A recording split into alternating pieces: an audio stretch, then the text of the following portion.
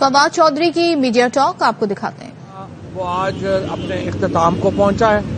वज़ीर आला खैबर पख्तूनख्वा ने जिस तरीके से पंजाब के वज़ीर आला परवेज इलाही साहब ने अपने तमाम इख्तियारात इमरान खान साहब को दिए हैं असम्बली की तहलील के, वही फैसला जो है वो खैबर पख्तूनख्वा की असम्बली ने किया है और उन्होंने खान साहब के ऊपर मुकम्मल एतमाद का इजहार करते हुए असम्बलियों के तहलील के फैसले की तौसीक कर दी है। और कल की जो गुफ्तगू थी इमरान खान साहब की, उसी के तसलसल में हमने आज एक बार फिर हम ये बात कह रहे हैं कि अगर मुल्क में पूरे मुल्क में इंतखाबात कराए जाएं तो ये बेहतर है। और ये मामला कुछ तरीके इंसाफ का नहीं है, ये मुल्क का है। एक सियासी अदम इस्तेहकाम है, मुआशी अदम इस्तेहकाम है, हमारे गवर्नेंस इनसे चल नहीं रही। हकीकत यह है कि इस वक्त दो हकीकतें, पहली बात यह है कि पूरा मुल्क इमरान खान के साथ खड़ा है और दूसरी हकीकत यह है कि मौजूदा हुक्मरानों से यह मुल्क नहीं चल रहा। ये दो हकीकतें हैं पाकिस्तान की, इसको मान के आगे चलना पड़ेगा।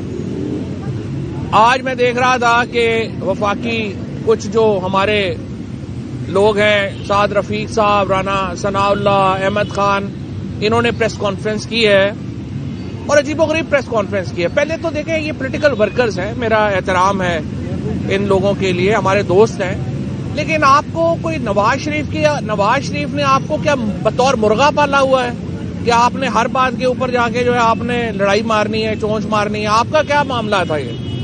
जब ये करप्शन के मामला आते हैं तो आपकी पार्टी में लोगों में ये जुर्रत होनी चाहिए कि वो नवाज शरीफ को और जरदारी को कहें कि जनाब आप बताइए कि ये जो NRO आया है, सबसे बड़ा बेनिफिशियरी नवाज शरीफ है, सबसे बड़ा बेनिफिशियरी शहबाज शरीफ है, जरदारी है, जो PMLN और पीपल्स पार्टी के मिनिस्टर्स हैं या लोग हैं। अगर आप में इतना ज्यादा आपको बुरा लगता है कि लोग आपको डाकू डाकू कहते हैं, चोर चोर कहते हैं, तो हिम्मत करें ना इनसे कहें कि क्यों आपको जो है ये NROs जो है वो रोज देते हैं।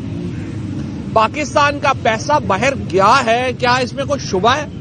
पाकिस्तान में रिश्वत सतानी, डाकू पुने की जो इंतहाएं आज इन दोनों जमातों की लीडरशिप ने क्रॉस की है, उसमें क्या कोई शक है?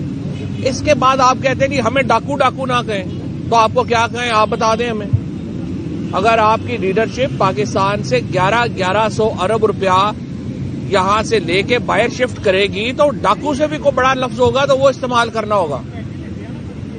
ये पाकिस्तान यूं लग रहा है कि इन दोनों खानदानों के लिए सिर्फ एक, जिस तरह पुराने बादशाह आते थे, वो इलाकों को लूटते थे, बाहर चले जाते थे, यही मॉडल इस वक्त नवाज शरीफ का और जरदारी का है। ये बाहर से आते हैं, लूटते हैं, मुल्क वापस चले जाते हैं। आपके पास कोई सब्सटेंस नहीं है। आप कहते हैं हम इलेक्शनों से नहीं भाग रहे, इलेक्शनों का नाम सुन के आपको गशी के दौरे पड़ जाते हैं, क्योंकि आप अवाम में जाने, जो आप अवाम में बैठ के खाना नहीं खा सकते, आपने इलेक्शन क्या लड़ने?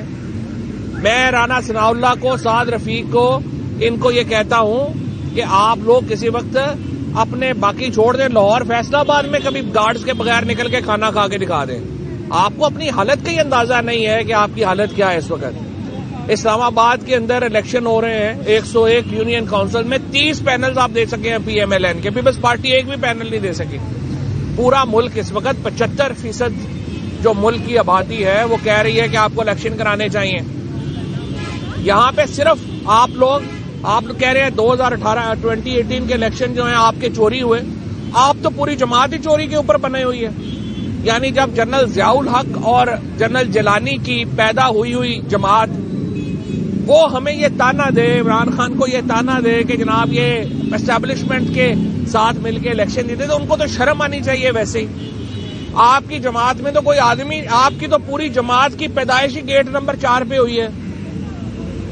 क्या बातें आप करते हैं? आप अपनी हैसियत और औकात के मुताबिक बात किया करें।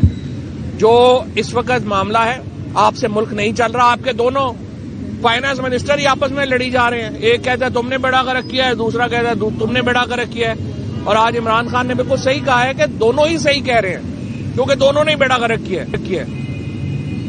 और मैं ये समझता हूं हम इलेक्शंस की कराने की तरफ जा रहे हैं। हमारे बड़ी सिंपल बात है, 567 सीटों के ऊपर इलेक्शन होने हैं। ओवरऑल इलेक्शन 859 सीटों के ऊपर होते हैं। الیکشن کمیشن میں ہم صرف یہ سمجھتے ہیں کہ ادارے جو ہیں ہمیں پوری امید ہے کہ اب وہ غیر جانبدار ہوں گے اور وہ کردار ادا کریں گے جو آئین میں لکھا ہوا ہے. ہم اداروں سے کوئی ایکسٹرا آرڈنری ریلیف نہیں چاہتے. ہم چاہتے ہیں وہ کام کریں جو آئین میں لکھا ہوا ہے. ابھی ہمیں افسوس ہے سپریم کورٹ کا بھی جو رول ہے, عدالتوں کا جو رول ہے, جو آئین میں لکھا ہوا ہے, عام تاثر یہ ہے کہ وہ رول ادا نہیں ہو رہا. اگر نجم سیٹھی صاحب آ کے یہ کہتے ہیں کہ رات کو 12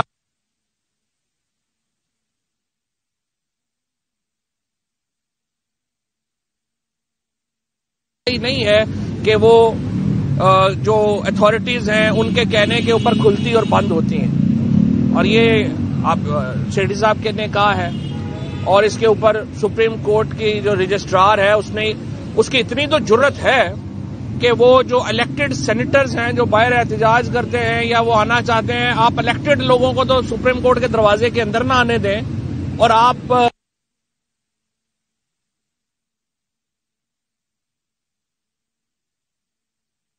کہ اس کے اوپر اس کا مطلب ہے پاکستان کے ایک سوالیہ نشان ہے ہمارے جسٹس سسٹم کے اوپر, ہماری اتھارٹیز کے اوپر.